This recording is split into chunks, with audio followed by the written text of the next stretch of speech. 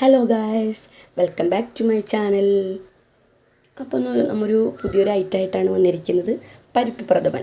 കുറേ നാളായി വിചാരിക്കുന്നു ഒരു പരിപ്പ് പ്രഥമൻ ഉണ്ടാക്കാമെന്ന് കേട്ടോ. അപ്പോൾ ഇന്നാണ് അതിനുള്ള സമയം ഒത്തുവന്നത്. അപ്പോൾ നമുക്ക് ഇവിടെ ചെറുപയർ പരിപ്പാണ് ഞാൻ എടുക്കുന്നത്.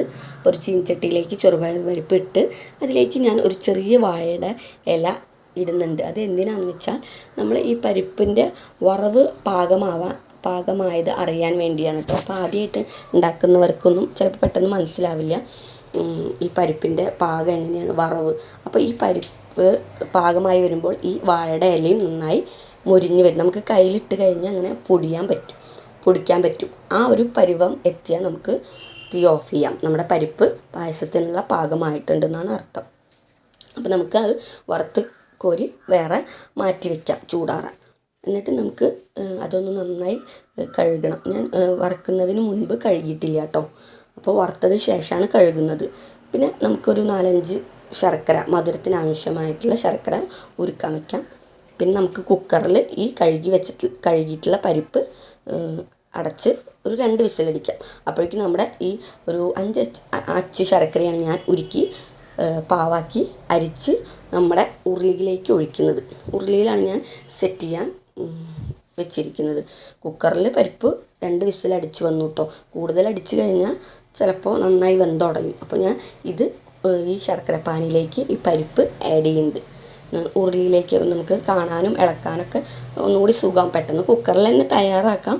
പക്ഷേ ഇളക്കാനും നമുക്ക് കുറച്ചും കൂടി പായസം വേണമെന്നുണ്ടെങ്കിൽ നമുക്ക് ഉരുളിയിലാണ് എളുപ്പം.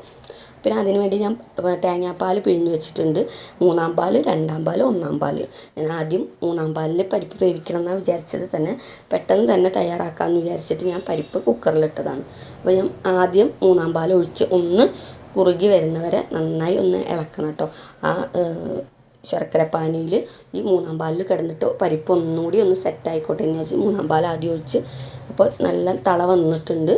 ഈ തള വരുന്നതോടുകൂടി നമുക്ക് 2-ാം പാലും കൂടി ഒഴിച്ചു കൊടുക്കാം. തീ ഒന്ന് സ്ലോ ആക്കിയതിന് ശേഷം വേണം ഒഴിച്ചു കൊടുക്കാൻ. ഇല്ലെങ്കിൽ ഈ പാല് പിരിഞ്ഞു പോകാൻ സാധ്യത ഉണ്ട് കേട്ടോ. അപ്പോൾ അത് ശ്രദ്ധിക്കണം. അപ്പോൾ ആദ്യമായിട്ടാണ് ഞാൻ ഉണ്ടാക്കുന്നത്.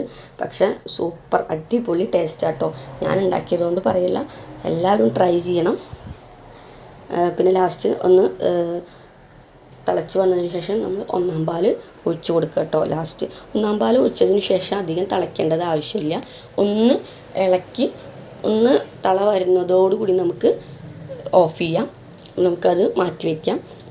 പിന്നെ നമുക്കിതിലേക്ക് വേണ്ടിയിട്ടുള്ള ഗാർണിഷിന് വേണ്ടിയിട്ടുള്ള അണ്ടിപ്പരിപ്പും മുന്തിരിയൊക്കെ വറുത്ത് കോരാണ്ട്. അപ്പോൾ അതിന് മുൻപ് ഞാൻ ഈ പായസം ഇറക്കുന്നതിന് മുന്നേ കുറച്ച് ഉപ്പ് ഇടുന്നുണ്ട് കേട്ടോ. ഈ മധുരം ബാലൻസ് ചെയ്യാൻ വേണ്ടിയിട്ട് കുറച്ച് ഉപ്പും കൂടി ആഡ് ചെയ്യുന്നുണ്ട്.